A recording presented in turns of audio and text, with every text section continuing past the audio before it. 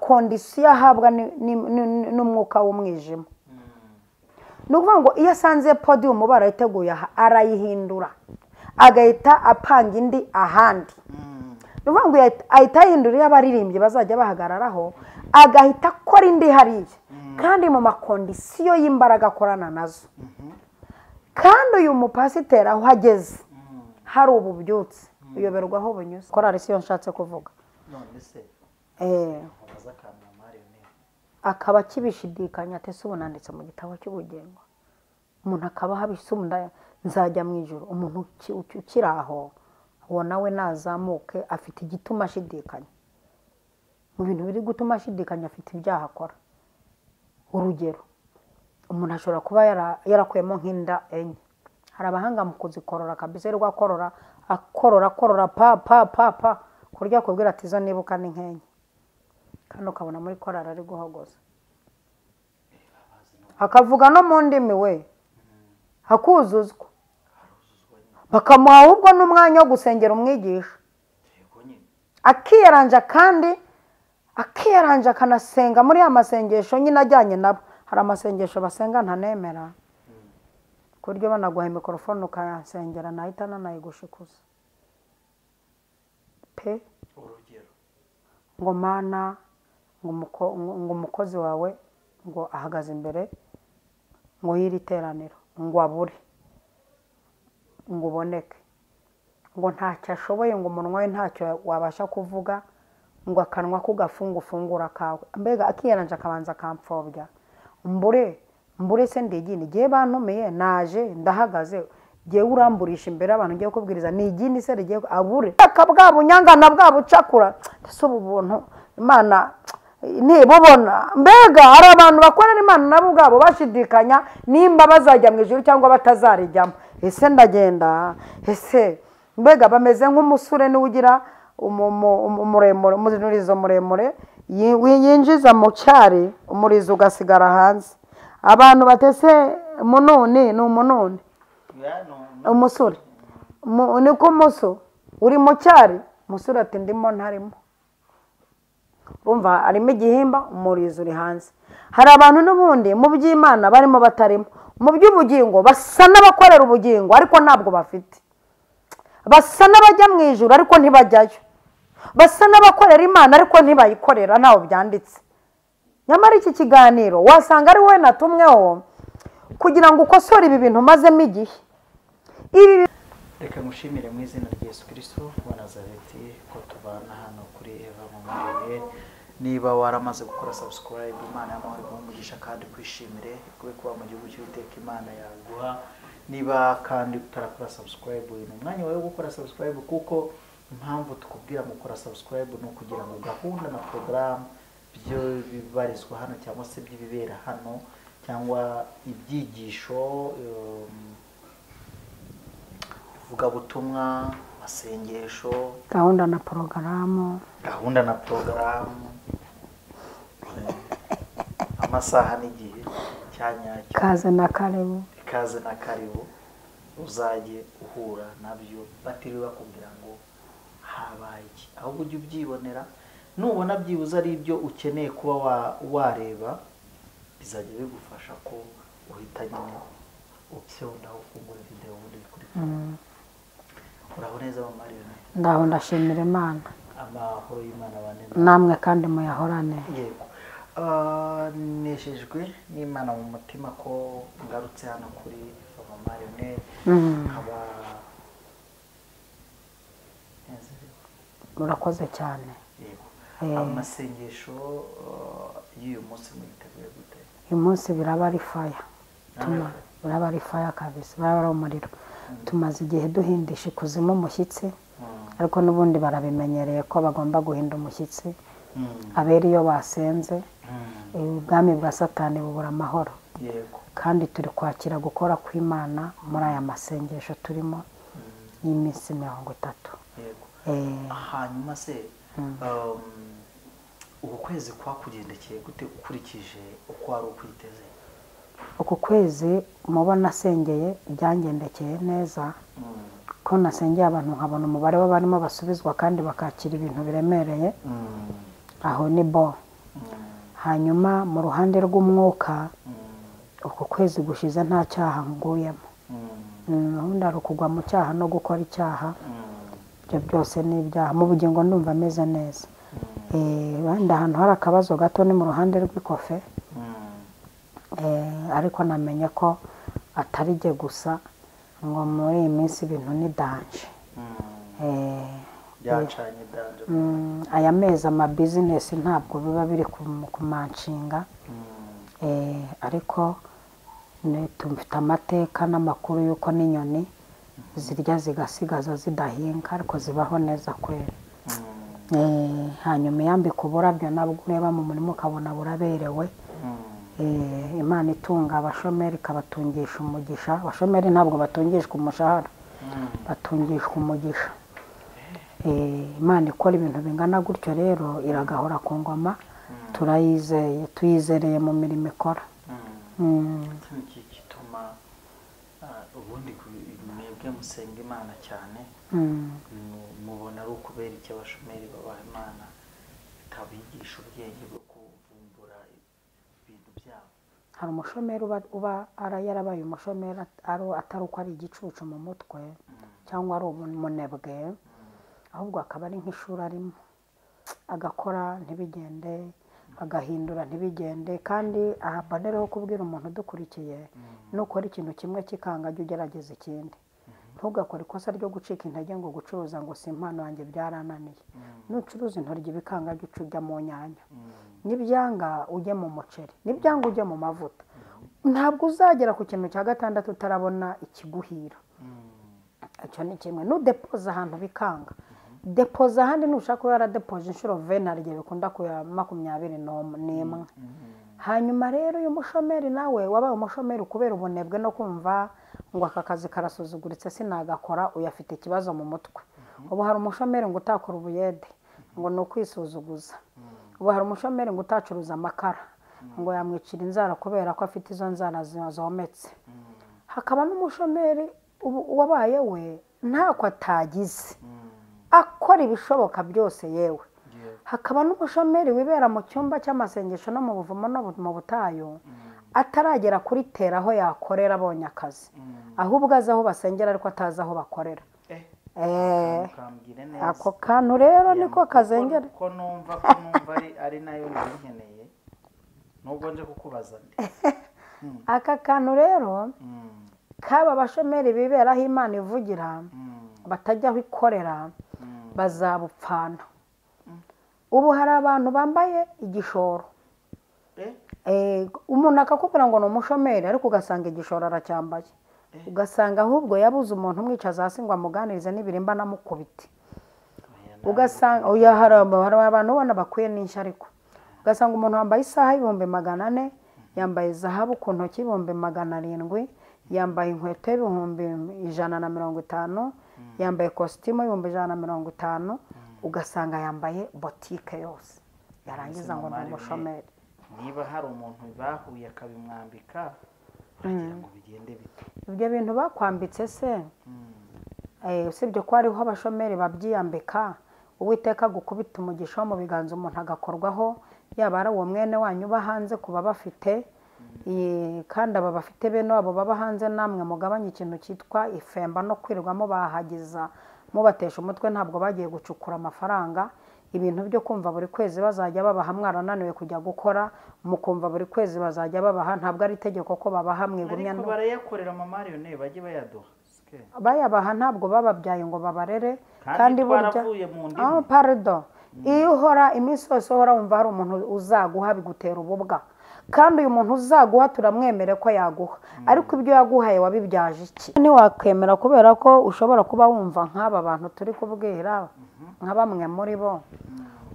Ubundi ni gute umuntu ashobora kumpa nk'isaha igura miliyoni ndi umushomeri nkajya ngenda nyambaye ndi umushomeri? None se ko ntawe ugurisha impano? Rega niko umuco nyarwanda uvuga. Oya. Ahubwo uwo muntu Imana imuha umugisha kuko abaguhaye igishoro. Ku buryo wapfana impano. Ahubwo uzi kwicara nko mu iduka cyangwa muri iyo botike, ureba cyangwa muri iyo kantine uvuga uti ibi ndabikesha isaha nahawe.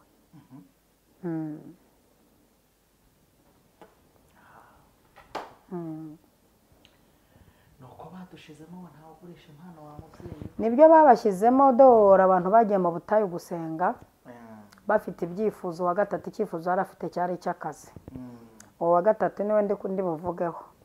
avuye mu butayu umuntu amuha 300, umutima wantegetse kuguha aya mafaranga. ubu cyajya kugura inkweto, za nkweto bita imbwa nibwo zari zikiza. yaguraga ngahi 8 ngira ngo nimba atari 10 na bingari. ajya kugura amashati amasitire ngo azajya ajyana kurepeta, ariko agura sitire kweri imara agahinda. hashize iminsi basubira mu butayu, bamwe bashima ko Imana yabahaye. uwarongera aravuga ati Mana ndacyagutegereje, wambwiriye hano kuzampa igishoro, ngarutse kukwibutsa. Uwiteka ati ceceka, narakiguhaye ibihumbi 300 cyari igishoro nguhaye, none wacyambaye mu birenge ucyambaramo amashati n'amazamuca ikopa byose, igishoro wari wakibonye mwana wanjye, igendere naguhaye igishoro. abahanuzi muhora musaba inzu kandi Imana yarabahaye mukayambara. hanyuma mama Lionel, uyu munsi wa none nakoze mu nganzo ndatekereza ndongera ndatekereza navuye uyu munsi mama Lionel ndamubaza, ese hari abantu basenga Imana baririmba neza we, baramya neza we, babwiriza neza we, bayoboye amatorero neza we, yego, bakora ibintu byiza birinda icyaha n'igisa nacyo, ariko batazabona ijoro? yego. kuko njyewe nagendeye ku ijambo rivuga ngo abanye ndabazi ababa muvuna mu ntoke. ikindi cya kabiri tenda no ku ijambo rivuga ngo hari umwana w'ubugingo n'umwana wo kurimbuka. none uramutse wirinze icyaha n'igisa nacyo utari umwana w'ubugingo. mubyeyi murakoze cyane. asubiza rwose, niba hari abantu bakora neza bakarepeta neza bagakorera ijuru neza ariko batazarijyamo. reka rero nkubwire, aba bantu Imana imfashe mbavuge nk'uko numva ku mutima bimeze, n'abantu babyumve nk'uko mbivuze. ibi bintu byo kubaho abantu bibeshya ubugingo, abantu bakarepeta, abantu bakabyina umudiho, abantu bakizihirwa, abantu bagatanga amaturo n'ibya 10, abantu bakagura intebe z'urusengero bakubaka n'insengero. aba bantu baravunika.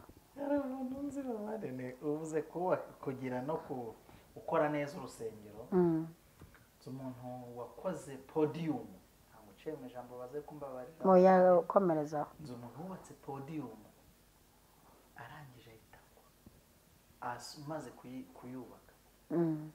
ku munsi umwe pasiteri amubwira ijambo riramukomeretsa, asohoka mu rusengero na n'umuntu ararusubiramo. ariko reka nkubwire, hari abantu bagira amagambo mabi. mu rundi ruhande uwo muntu simugaye. hari amagambo wahunga, na Eliya yahunze ijambo, arihungira munsi y'igiti cy'umurutemo. ni ijambo yarahunze ndugo yangu.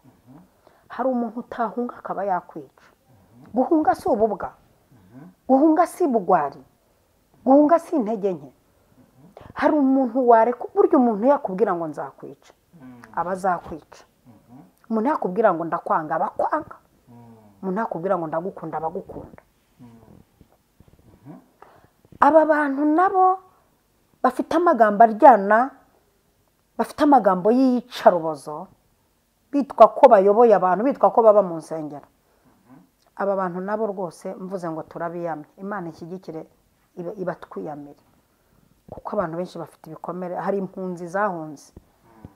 uvuze kuri iyo cya podium, nibuka turi ku mirimo uburyo tugiye kuvuga uburyo umuntu ashobora gukorera Imana nta bugingo afite. Kuko mu nzu y'inyumba habamo ibikoresho ibyo ari byo byose. Ushobora kuza mu nzu ugasanga harambamo ibikoresho kandi byose byaraguzwe, ariko ugasanga hari ibikoreshwa ibisuzuguritse nka bwa budobo bakoreramo bya bindi, nacyo ni igikoreshwa ariko gikorerwamo ibisuzuguritse. Buriya gishobora no kubaza ati kugiye kukimunkoresha ibikweye, mwabonye nta kindi kintu mwankoreshaho mwankoresha uretse kunyicaraho ngo mukore ibyo bintu. Burakiburana cyaburana, hagishobora kuvuga akabura akadobo gashobora kuvuga ati kuki mutanshyizemo ifu y'igikoma, kuki mutanshyizemo ifu y'ubunyobwa byibuze, kubera iki se mutashyizemo n'ifu y'ubugari. Buriya kaburana karagaciyemo. Ndibuka umugabo umwe n'ubu arahari n'umupasiteri mu itorero ntavuze kuko nzarivumba. Njye ndabizi neza ko afite imbaraga akorana nazo zitari iz'Imana, ariko yategetswe kugenda yubakira mu nsengero. Uyu mugabo bakunda guhora bamwimura cyane kubera hageze ahita ahindura ibintu mu rusengero, bigatuma bamwimurira no mu nsengero zitaruzura, bigatuma bamwimurira mu nsengero ziciriritse, kuko hageze ahita ahahindura VIP. Ariko akaba afite kondisiyo ahabwa n'umwuka w'umwijima. Ni ukuvuga ngo iyo asanze podium barayiteguye arayihindura agahita apanga indi ahandi. Ni ukuvuga ngo ahita ahindura iyo abaririmbyi bazajya bahagararaho, agahita akora indi hariya kandi mu makondisiyo y'imbaraga akorana nazo. Kandi uyu mupasiteri aho ageze hari ububyutse uyoberwa aho bunyuze, kibaza ibintu bisirimutse gutya, amateka ahinduye gutya, ububyutse bukaba buvuze ngo baye, kandi ukaba utabivuga kubera impamvu z'umutekano wawe. Uwo se si umuntu ukora imirimo y'abera ariko udafite aho yandikwa? Ari gukora imirimo y'abera ariko nta bugingo afite. Uyu muntu se arabizi ko ari gukorera ubusa azarimbuka? Arabizi ko ari gukorera ubusa azarimbuka, n'ubugingo bwe yarabugurishije kugira ngo abe umukire. Ni umukire cyane, arazwi, ni umukire cyane pe. Kukugurira imodoka ni nk'uko njye nagwa igihumbi ngo unywe fanta. Kuba yakubakira inzu ni nk'uko nagwa 5 ngo ujye kugura ikiro cy'inyama. Ibyo rero baremera bakabikora mu rwego rwo kugira ngo bagumye baba bakire bibirangirire. Abo ni abantu bakorera Imana ariko badafite ubugingo, n'izina ryabo ridafite ryanditse mu gitabo cy'ubugingo. Ariko twabarebesha amaso gutya, Yesu we tukaba tutuye n'umukozi w'Imana kweri. Mana umukozi wawe muhumugisha, mwagure, yakoze ibi, aguriye ibyuma korare, akora n'ibi, agira gutya na gutya. Nta bugingo, nta bugingo. Aba rero barahari mu nzu y'Imana, aribo bazagera imbere y'Imana. Uwiteka akababwira ati abavuga ngo mwami mwami, niryo rya jambo Bibiliya ivuga ngo abavuga ngo mwami mwami sibo bazabona ubugingo. Nyine mwatahiye mwami mwami. Aba ba mwami mwami rero badafite ubugingo, si gitangaza ko uzamubona mu ikorasi ari ubyina udusume tugatota kubera kwihanagura ibyunzwa, akajya ajya gukamura akagaruka kwihanagura. Ba mwami mwami, aba ba mwami mwami uzasanga bahimba nk'indirimbo 10 ziririmbwa zinakundwe, ariko ari ba mwami mwami bafite impano idafite aho ihuriye n'agakiza. Aba ba mwami mwami nibo uzasanga basapotinga za korari zigatera imbere ariko nta bugingo. Ni ba mwami mwami twaririmbaga mu izina ryawe, twabwirizaga mu izina ryawe, twahanuraga mu izina ryawe, twafashaga abakene mu izina ryawe. Yesu akababwira ngo mumve imbere sinigeze mbamenya. Gukorera Imana ukaba mu rusengero ukagira imirimo ariko nta bugingo ufite. Ugasanga uyu muntu uri inyuma y'urusengero afite ubugingo kuko ari gukorera Imana anakiranuka, ntashaka ko n'ibyo akora bimenyekana. Aba bantu rero turagira ngo tubinginge mu izina ry'Umwami wacu Yesu Kristo, mwiyandikisha mu gitabo cy'ubugingo, mwivunikira ubusa. Aba bakaba ari ibikoresho, atari abakozi b'Imana, ari ibikoresho by'Imana. Kandi abantu bamenye ko hano mu nzu y'Imana habamo abakozi b'Imana akaba n'ibikoresho by'Imana. ibi bikoresho by'Imana ni ibindi kuvuga bishobora kugurira korali inifomo, bishobora kubaka izo nsengero, bishobora kugura ibikoresho byo mu rusengero, bakaba ibikoresho bagura izo mikorofone, ahubwo abakozi b'Imana bakajya kuziririmbiraho, bagura izo ntebe nziza abakozi b'Imana bakajya kuzicaraho, kuko ni ibikoresho si abakozi b'Imana. Kandi ndinginga kugira ngo umuntu uza kwiyumva muri icyo gice cy'uko ari igikoresho kidafite ubugingo aza kwinjira muri sisiteme yo kugira ubugingo, yo kugira ubugingo. Si gukorera Imana nta bugingo ufite, noneho unabizi. Rega icyo mbwira aba bantu badukurikiye ni uko n'umuntu udafite ubugingo ababizi. Ni ukuri umuntu udafite ubugingo, umuntu ukorera Imana adafite ubugingo arabizi neza, abarabizi baba bijijije nyine, akumva ntabwo kugera ku muzu. Ariko n'abantu bakorera Imana n'ubundi bafite ubugingo, ariko nabo bakumva nta bugingo bafite. Oya, akajya yumva se ntiyababariwe, akumva icyaha yihannye ntiyababariwe, akumva ntiyababariwe, cyangwa se mo kimwe akumva ahorana akunda Imana, ntacyo akumva mu mutima hari umunota umwe harimo inzira z'Isiyoni, mu kandi kanya abonye ingutiya yayibutuza. uwo ntabwo ari umukobwa, uwo ntabwo nta bugingo afite, nawe arabizi. Uwo arabizi, ahubwo hari uncanga niwe nari ngize ngo n'ugiye kuvuga umwe umara imyaka 10 aba mu rusengero, ukajya kumva ukumva aravuze, mbese izina ryanjye ryanditswe mu gitabo, ukumva aracyabishidikanya. Mumbabarire kwifashisha korali siyo nshatse kuvuga. None se akaba akibishidikanya ati se ubu nanditse mu gitabo cy'ubugingo. Umuntu akaba habisumda nzajya mu ijuru. Umuntu ukiri aho uwo nawe nazamuke afite igituma ashidikanya. Mu bintu biri gutuma ashidikanya afite ibyaha akora. Urugero, umuntu ashobora kuba yarakuyemo nk'inda enye.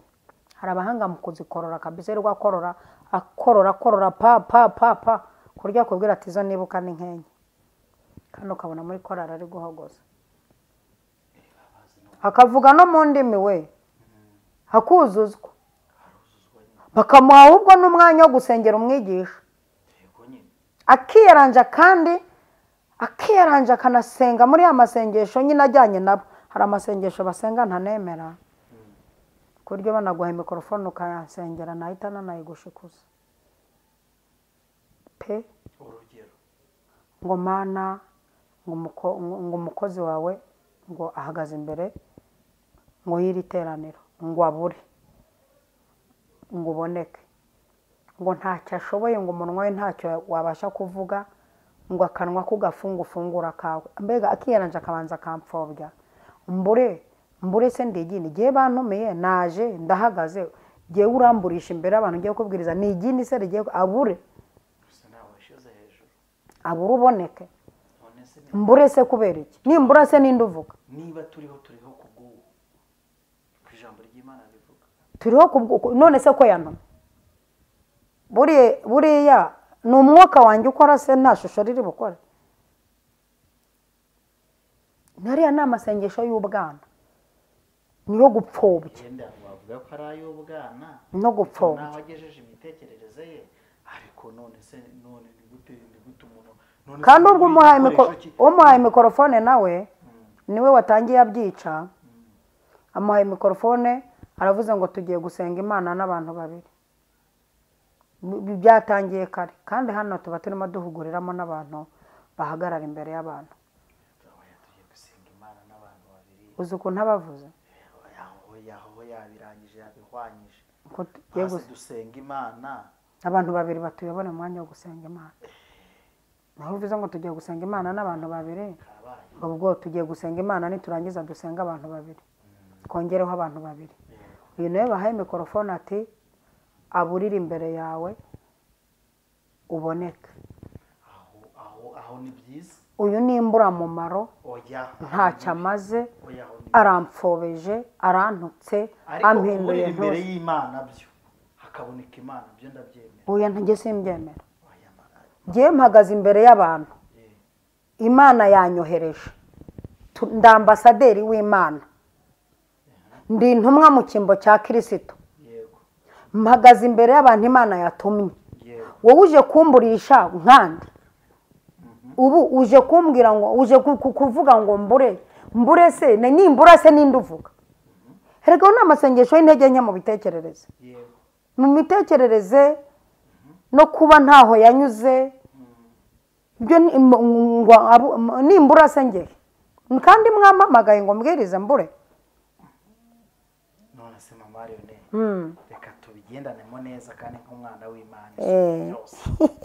Yego Imana igume mu ijuru, weho ari weho ukora ibyawe. oya nasenga avuga ati Uwiteka ahagaze imbere y'ubwoko wamutumyeho, ukorere muri we, uvugire muri we. kandi urede ibyo kuvuga yamaze kukuvugiramo. Yarangije kumvugiramo kandi ntaravuga bagiye kunsengera ngo mvuge. Keretse ubwo ntabwo waba watumwe n'Imana, ahubwo uba wagiye ngo Imana igukoresha uhageze. Ahubwo nta nubwo baba bakwiye no kunsengera, biranahindutse. Ahubwo nta nubwo muba mukwiye kumusengera. Already ibintu bye birasengewe. Aho gusengera umuntu mutazi yaturutse. Sengera imitima bagiye kwakira ibyo Imana yamutumye. Aha kandi ugasanga ari korari yagiye kuririmba bayitumiye, yakubisemo inifomo zihenze, byoma biresitaye, abahanga mu gucuranga inanga bazambaye. Babahaye umwanya rero, uzi ko babaha umwanya bageze nko ku ndirimbo bahamaze kuririmba nka korari 6. Korari y'abashyitsi yaturutse mu ntara irahagaze gutya mu kigo cy'utera korasi, wa munyantege nkeya utarigeze ukandagira no mu ishuri. Imana imbabarire, impamvu mvuga gutyo nuko n'abaririmbyi bakwiye kujya kwiga ishuri rya Bibiliya, kandi impamvu bakwiye kujya kwiga ishuri rya Bibiliya nibo bantu ba mbere batazi gukoresha igihe mu rusengero. Afata ikorasi akayitera iminota 10 azi ku iterano ritaha mu kanya. Kabiri afata indirimbo. Kabiri ko iyo mugiye ku mubitaro umubwizo uti baba biruka bajya muri kwirukanyishwa n'iki? Turi kwiruka kimutiruka iyo mugeze mu bitaro. Ariko imbere hari n'abantu ngaya, umuntu aje afite ibimubabaje, ageze mu rusengero arasinzira. Igipfu kitize Bibiliya cyangwa cyayize nabi cyangwa se mo kimwe, umwe mu bakobwa ngo bayigiye mu gihuru, bayigiye mu gihuru, ugasanga aravuze ngo ntimugasinzirire imbere y'Imana. Mugakizwa mwe tuzayisinzirira imbere ya ntuza kanere kubivuga. Buryo umuntu uza mu rusengero agasinzira ntuzamushima, kuko mu rusengero se mu buriri. Aje mu rusengero se aje gusinzira cyaje gusenga. Dore abantu basinzira mu rusengero ni inzimuzi. Ngewe reka nkubwire mama Mariyone ntakubeshya. Ngiye umuntu wasinziriye mu rusengero, ngiye namaze kumenya ko kiretse niba uko nemera urusengero atari ko murwemera. Mu rusengero ni ahantu harimo amahoro. Icyo ni kimwe. Mu rusengero ni ahantu Rwanda Revenue itaratezamo. Mu rusengero ni ahantu yewe data we nta wagutera inkokora ngo ni muri bisi ngo kumubyiga yishyuye. Niba hari ahantu hari amahoro umuntu ubundi umukristo agomba gusinzirira ni imbere y'Imana mu rusengero. Hanyuma Petero ko asinziriye muri gereza biterwa n'ubwoko bw'ibitotsi naho ibitotsi biturutse. Ibitotsi byo mu rusengero, ubundi uru rusengero rurimo dayimoni. Ibitotsi byo mu rusengero simbyemera kubera impamvu ngiye kukubwira. Habamo dayimoni. Uturuka iwawe waje gusenga ntiwaje gusinzira. Kabiri kuruhuka ufite uburiri wawe. Kuruhuka twebwe turuhuka mu mutima ibyaha intege nk'ibintu nk'ibyo.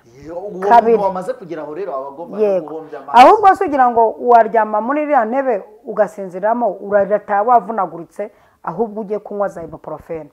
Dore abantu Imana ijya ikunda gusinziriza mu rusengero ni abantu bagira umunwa muremure b'inzimuzi, cyagiye Imana igiye kuvuga ibintu biremereka bakubita cya fenerega bagasinzira kugira ngo badataba bivuga.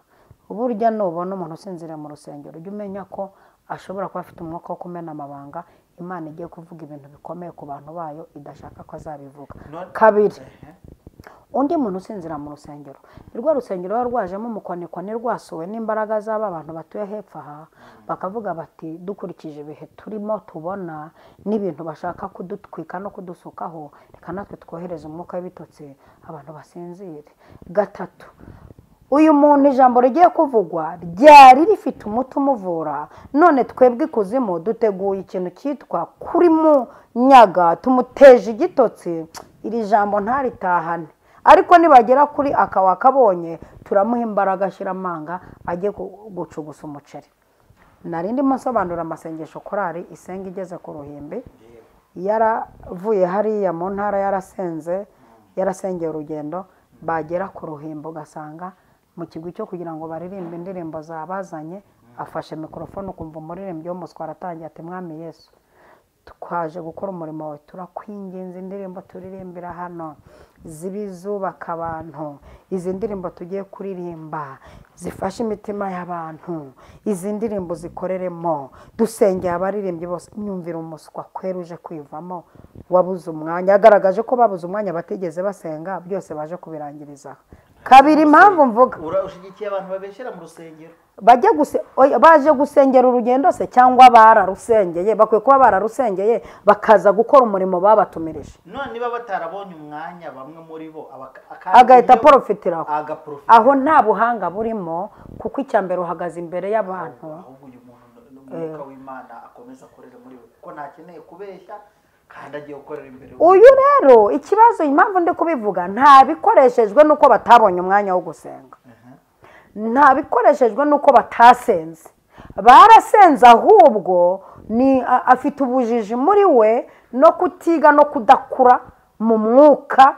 Mwifuza amata y'umwuka bakuze abageze, uyu abataranywe amata y'umwuka ngo amukuze amugezaho avuga ibikenewe aha hantu, ariho hahandi usanga izikorare kubera kudasenga ngo Uwiteka zimurikire no kuba zitarakandagiye mu ishuri, umuyobozi uziyoboye byibuze nawe ntiyize n'umuyobozi w'indirimbo, ugasanga mu gihe bagiye gukora amavuna baririmbye indirimbo z'umusaraba, mu gihe cy'igaburo bazanye indirimbo z'amavuna, mu gihe cy'amasengesho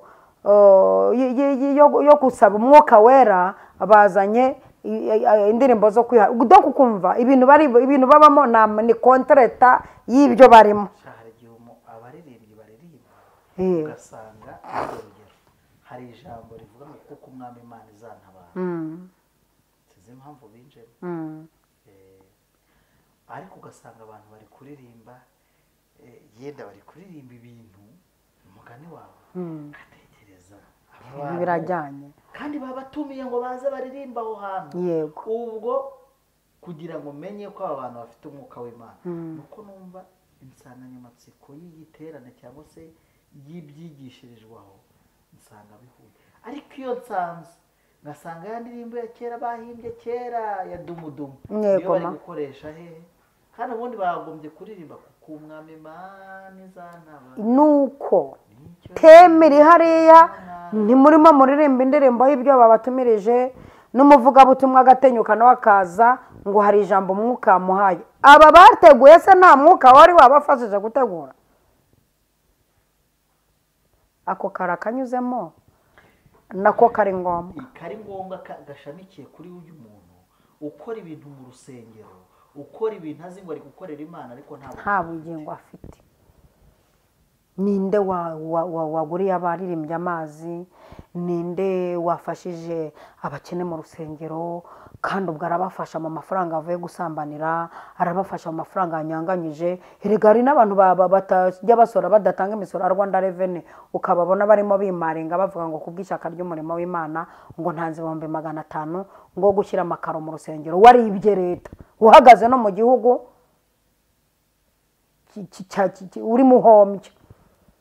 uri muhombya ngo urajya kwagura ngo ibikorwa by'Imana, uhombya leta kandi leta nayo ari iy'Imana. umuntu yungutse amafaranga menshi, imashini ya Rwanda Revenue ntiyabare akajyana mu rusengero, afite icyaha. Kuki sitayabaza? Nuko utayinjijemo. Impamvu itayabaze ni ukugira ngo ubone icya 10 gitubutse. utu dufagitire bazana bageza ku bibuga by'indege hirya aho ngaho no ku na hariya basorera tw'ikintu waranguye miliyoni ukandikaho ko wakiranguje 100,000. Rega hari utuntu tugiye twihishemo tw'urubanza ukubona abantu bahora bashidikanya ngo mbese izina ryanjye ryanditse mu gitabo, abakeka ka kantu fagitire yanditseho amafaranga make, abakeka bwa bunyangana bwa bucakura. Ese ubu buntu Imana ntibubona? Mbega hari abantu bakorera Imana nabo ubwabo bashidikanya nimba bazajya mu ijuru cyangwa batazarijyamo. Ese ndagenda, ese mbega bameze nk'umusure niwe ugira umuremure, umurizo muremure yinjiza mu cyari, umurizo ugasigara hanze. Abantu batese mununi ni umununi, umusure niko umuso uri mu cyari, umusure ati ndimo ntarimo. Urumva arimo igihimba, umurizo uri hanze. Hari abantu n'ubundi mu by'Imana barimo batarimo, mu by'ubugingo basa n'abakorera ubugingo ariko ntabwo bafite, basa n'abajya mu ijuru ariko ntibajyayo, basa n'abakorera Imana ariko ntibayikorera, ntaho byanditse. Nyamara iki kiganiro wasanga ari we natumweho kugira ngo ukosore ibi bintu mazemo igihe, ibi cyane byo gukorera Imana kandi ubizi ko nta bugingo uzabona. Imana idufashe kandi tugirire neza.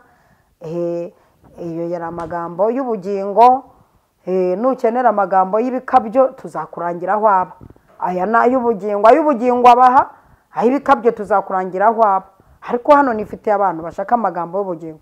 Sawa, Imana ibahereza umugisha cyane, ndumva nabasengera. Utarasenga mama rero none uyu muntu uhora buri munsi mu mutima hari mu rubanza, uhora wumva yuko atababariwe kandi yarihanye, yabigenza akumva nta juru afite ariko agerageza gukiranuka pe, kuko ntabwo abakirisitu ntibakora icyaha, niyo kibagaragaye baba bakiguyeho. Ngaho rero umuntu ukunze kuba mu cyaha.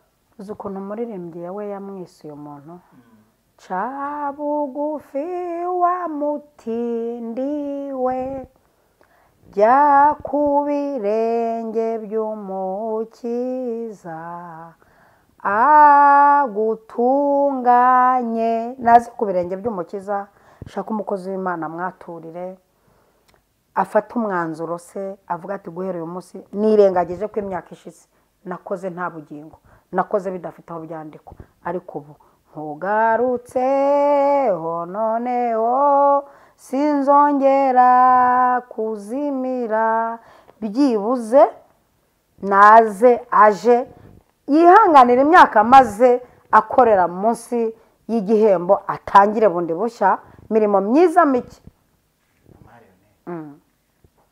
Ihangane unamfashe. None uyu mukristo we ufite icyaha kimeze nka rukorike cyamunaniye, iheriyo hijya ku bisekuruza by'iwabo, kandi hereditaire, yarihanye, yaratuye, anagerageza no kubyanga no kugituka. Kandi niba hari intego niga Bibiliya, hari ikintu bigeze kunyigisha numva nicyo, iyo buri gihe cyose ubona icyakunaniye yuko ari ikizira kuri wowe kinasuzuguritse, wewe ukigira niba uriya perezida uri nka perezida w'igihugu runaka, kubona wagiye kwihagarika nko ku nzira, ibyo nibyo bintu bidashoboka cyane, akumva yuko ari nk'ibyo bintu. Ariko uyu muntu yarabigerageje ariko biranga, afite icyaha cy'ubusambanyi pe, umva yabonye ipantaro, yabonye ijipo aragwa, kandi agerageza kwaturira abakozi b'Imana. Uyu muntu itabi byaramunaniye pe, kabiri uyu muntu arikinisha, kwikinisha byaramunaniye pe, uyu muntu kubeshya, Mana yanjye mpagaze aha ariko byaranze pe. Mama Leone kawubwira kandi kantu kantu, uyu muntu yagerageje gukora ibishoboka byose ngo areke kuba yakwitiza k'abandi, ibintu byaranze. Mama Leone uyu muntu uhora wumva arihana, ariko iyo ageze aho bikorerwa arabikora. utabiteguye babara n'uyu muntu mumpera inzira y'ubugingo. ibi bintu nubwo ngiye kubisubizamo gake ndanditse ngo tuzabikoreho ikiganiro. Iki cyaha kizingitiranya ku muntu, yego iki cyaha gihora kizingitiranya, iki cyaha kuki ari kimwe cyanze kumvaho. yego aha nzabahaho n'ubuhamya bw'impamvu n'igihe umubatiza imyaka 2 abandi bawigira amezi 6, ngiye nkawigira imyaka 2, nari mfite icyaha kinyizingitiranya cyanze kurimbuka. nzabaha umuti uburyo ushobora kurwana n'iki cyaha ukakinesha. ni intambara ikomeye ariko umuntu anesha, ariko ukagumya ukarwana muri wowe ukikuramo ko byanze. mu buzima iyo wanditse ko byanze, hano hari akantu mu bwonko sinzi uko bakita mu ndimi z'amahanga, iyo ugiye gusubiza, iyo umuntu akwaje ikibazo gikeneye yego nawe, iyo kagira gutya gakubita gategereje icyo uvuga, ukavuga ngo byarananiye, gahita gahagarara, ubwo bikaba birakunaniye, nako kagahita kagufasha kwanzura ko ibintu bikunaniye. subconscious mind. Iyo rero uyihaye ko ibintu bikunaniye, biba bikunaniye, ariko uyihaye kuzagerageza mpaka. Ikintu cyitwa kugerageza ni ikintu dukwiye kwigisha abakristo, ari naho babereye abakene. Agerageza ikintu kimwe, bagira plan A ntibagira plan B. Murakoze. Mwakoze cyane abakurikiranye Eva Mama Leonel Mane Mahoro ibaha umugisha kandi bishimira Rwasereza Uburengerazuba Amajyepfo n'Amajyaruguru. Ndabasuhuje kandi bifuriza kugubwa neza hano kuri Eva Mama Leonel. Niba uri mu mujyi wa Kigali ndagusuhuje, niba uri mu ntara gatatu dore ko ndeba, niba mu ntara gatatu urayacurikiranye, nawe ndagusuhuje. uri muntu n'impano, kandi n'ubundi ndanagushimiye ko watangiye kino kiganiro wihanganiye byinshi cyane wabyumvisemo.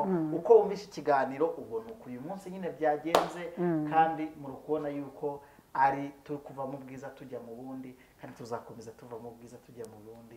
ubu se ko wumvishe iribanje Nicode Matarazzi, Nicode munsi y'igiti cy'umwembe. Senga Imana twisoze Mama Leonel, ikiganiro cyacu ntabwo tugisoje, turagisubitse, tuzagisubukura umunsi ukurikiye. Imana igumugisha. Amina. Urakoze Mana. Haleluya. Saba imbaraga nyinshi cyane aba bantu bakorera ubugingo batabufite, baba mu murimo ariko utabarimo, bakora byinshi cyane ntaho byandikwa kubera intege nke, bakure muri ubu buretwa, bazinukwa icyaha. Aba bantu bameze nk'abahinduye adresse yaho bakoreraga ibyaha bakaza kubikorera mu murimo wawe ariko banagukorera.